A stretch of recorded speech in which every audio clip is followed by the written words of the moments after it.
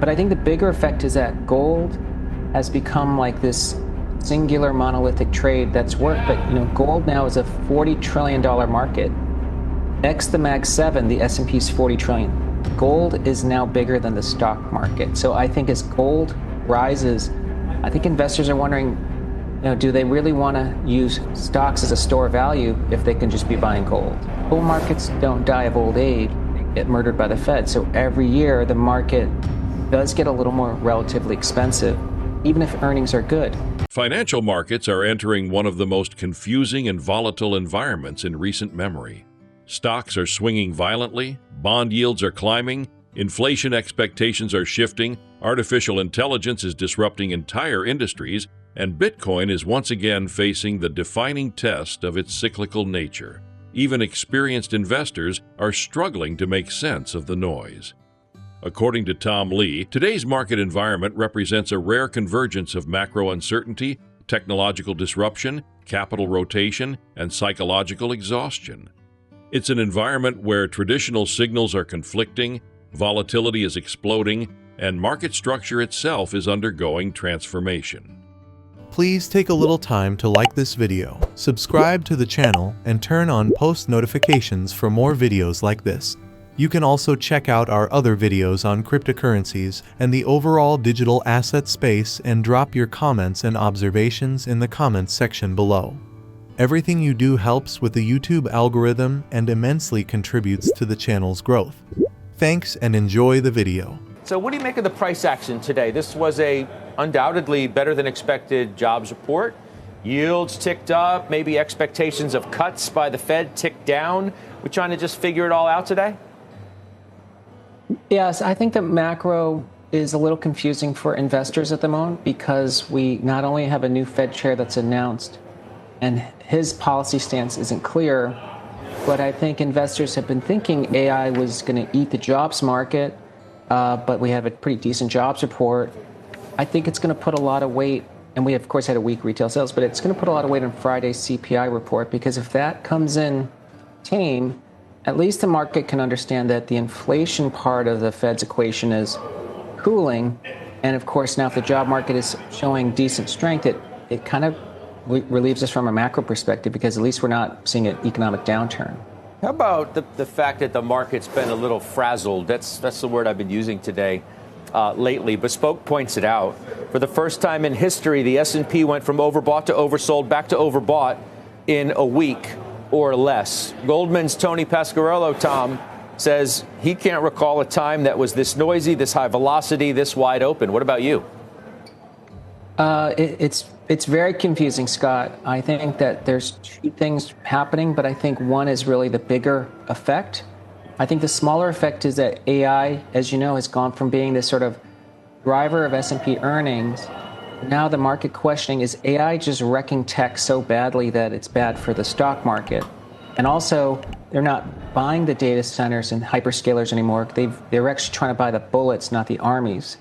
But I think the bigger effect is that gold has become like this singular monolithic trade that's worked. But gold now is a $40 trillion market. Next, the Mag 7, the S&P is 40 trillion. Gold is now bigger than the stock market. So I think as gold rises, I think investors are wondering, do they really want to use stocks as a store of value if they can just be buying gold?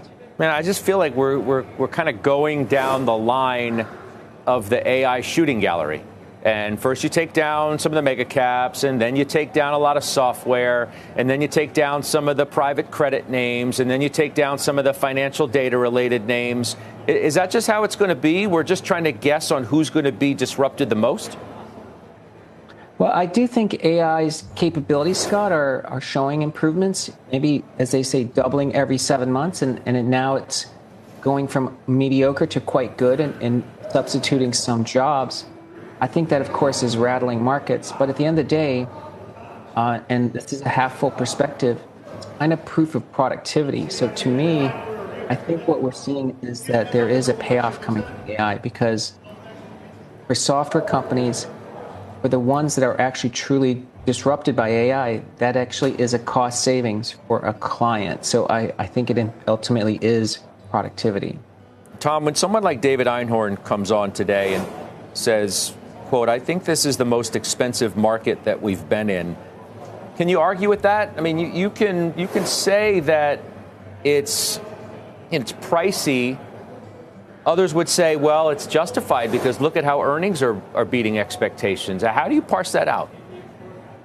Well, I mean, on a relative basis, his statement is correct because, as the late R. Cashin said, bull markets don't die of old age, they get murdered by the Fed. So every year, the market does get a little more relatively expensive, even if earnings are good. But this year is pretty unique. Earnings growth is accelerating. The ISM is back above 50 after spending basically 3 years below 50. We have a new Fed that ultimately I think the market is concluding is dovish, and David Einhorn actually believes he's dovish. So that's supportive of multiples going up at a time when the stock market has been shown 6 black swans, from all the way from COVID to the tariff disruptions, and still grew earnings. So I think the market's going to have to start to give a higher PE to the equity market, just in the same way that gold's being re-rated at the moment. Gold's PE multiple, price to sales, I think is over 50 times right now. So if gold can re-rate, I think equities can re-rate higher. Are 2 levels that Bitcoin historically drops below in bear markets. Now, what's interesting is there's actually 3 lines apart from the price on this chart. So the blue line is the price, so you can even remove the blue line, and you'll see 3 other lines. The top one is the terminal price. Now, the terminal price is used to be a top indicator. The realized price and the balance price are generally seen, they're more important to follow in the bear market. So in this case, the terminal price, this upper line up here that Bitcoin will sometimes go to in euphoria phases, it's calculated by 21 times the transfer price. And the balance price is equal to the transferred price minus the realized price. I'll put some of this stuff in the description below if you want to read about it. I know it's somewhat complicated, but you can also just pause the video right here and read this paragraph if you want to learn more about how these things are calculated. Now, the first thing to recognize is that when we have euphoria, when we have blow-off tops by Bitcoin, under euphoric conditions, Bitcoin tends to top somewhere above the terminal price. When Bitcoin starts hitting that terminal price, it's the reason to become cautious. It happened in 2011, it happened a couple of times in 2013, and it also happened in 2017, and then finally it happened in early 2021. That was the time to be cautious. Now, this cycle, Bitcoin did not go to the terminal price. But the reason it did not, and we can all say in unison at this point, is because Bitcoin topped on apathy rather than euphoria.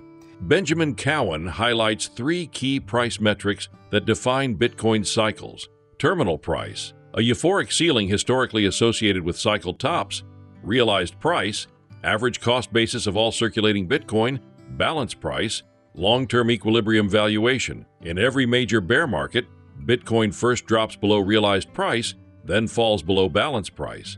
That point consistently marks the cycle bottom. This pattern occurred in 2011, 2015, 2018, 2022. Even during the pandemic crash, Bitcoin ultimately bottomed near the balance price, currently realized price $55,000, balance price $40,000.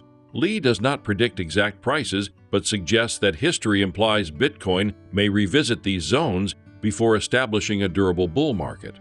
Another powerful insight is that each Bitcoin bear market becomes progressively less severe.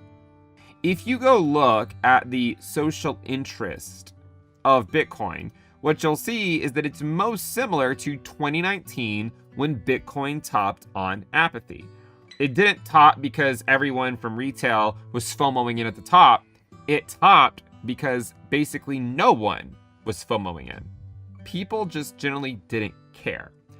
This same phenomenon occurred in mid-2019, which was a top that Bitcoin formed 2 months before quantitative tightening ended.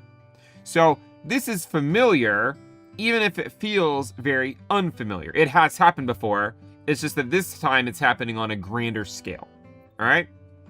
Now, in the same way that Bitcoin did not go to the terminal price in 2019, you can see that it did the same thing this time, where it doesn't really get close.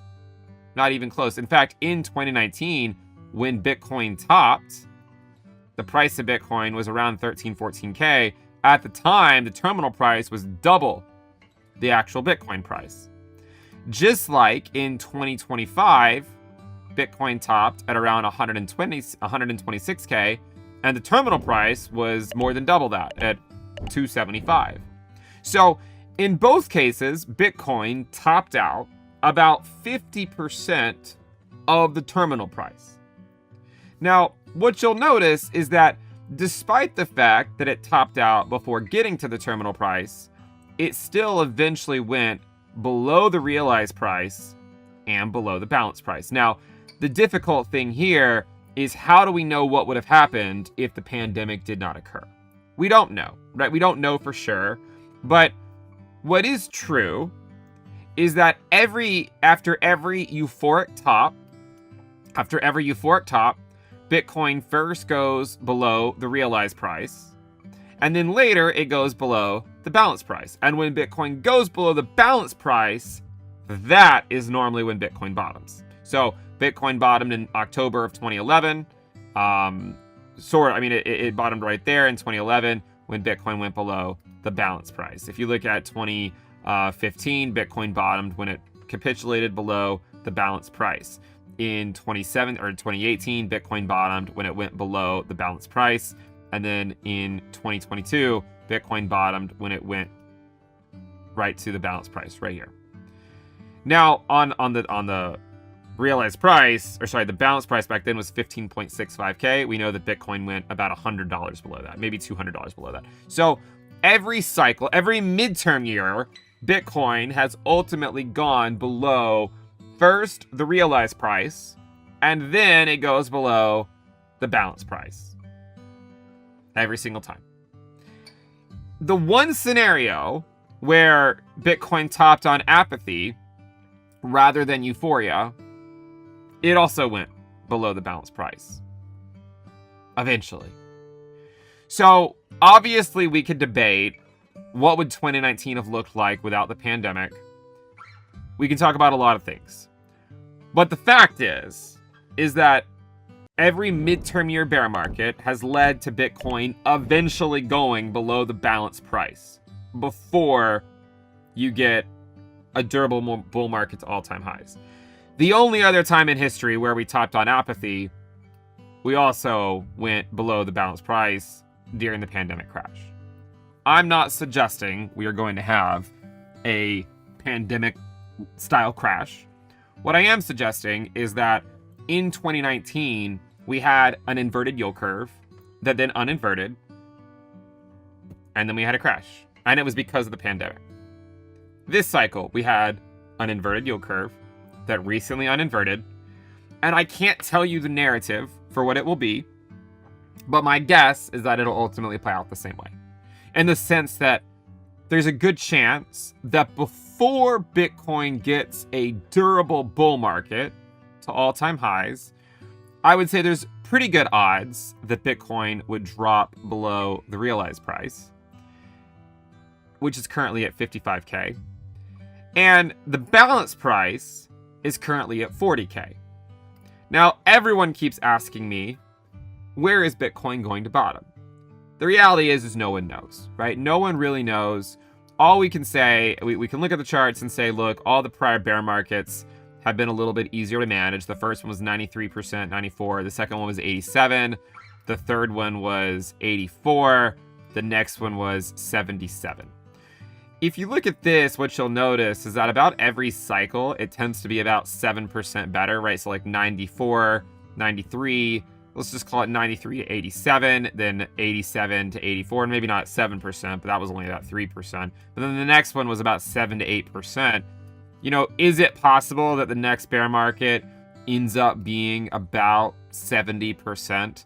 If it is, that would put Bitcoin just below the balance price. If it goes a little bit lower, it would put it below the realized price. Now, If we go below the balance price, it'll likely take some time to get there, right? I mean, we likely would not go there overnight.